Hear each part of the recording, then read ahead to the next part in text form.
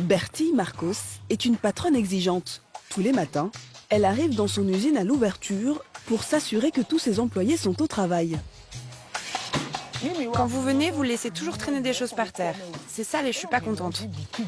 Ici, on est sur le quai de la livraison de la matière première. À 62 ans, elle a monté la principale usine de transformation d'ananas du Bénin. Elle produit 9000 litres de jus par jour. Bonjour, ça va? Ça se passe bien? Oui, très bien. D'accord. Aujourd'hui, là, on est déjà à quel niveau de production? Oui, bon, on a démarré le remplissage. Ici, l'ensemble du processus est automatisé grâce à cette machine qui transforme 20 tonnes d'ananas par semaine. Une exception dans un pays où l'essentiel de la production est artisanale. On a eu une société qui nous a accompagnés dans l'acquisition des équipements et il nous a aidés à trouver cette machine-là en Italie. Et les jus font quand même aujourd'hui plus de 70% de notre chiffre d'affaires. L'ensemble de la production est exporté en Europe. Alors les équipes de Bertille Marcos doivent se plier à un cahier des charges très précis.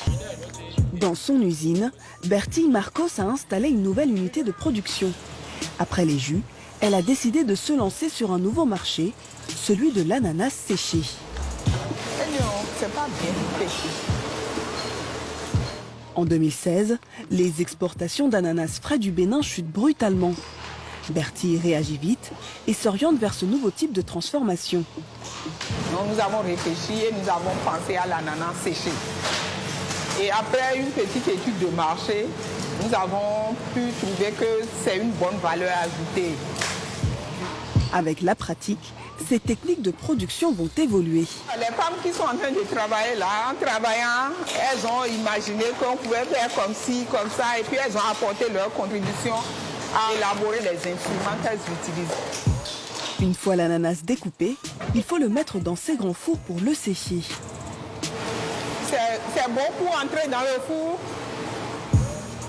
La production reste pour le moment modeste avec 5 tonnes d'ananas transformées par jour.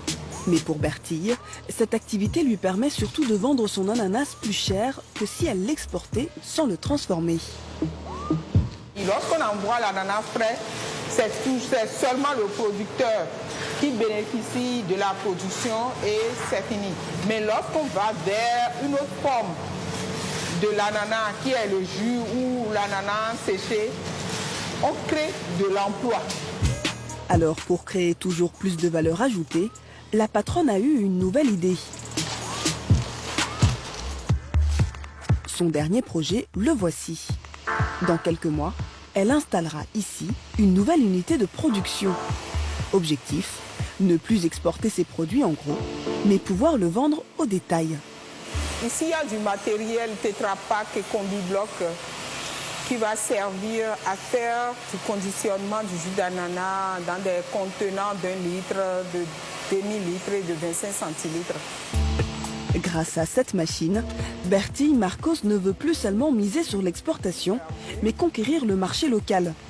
Elle espère que sa marque, les jus Tilou, pourra s'imposer sur les étals.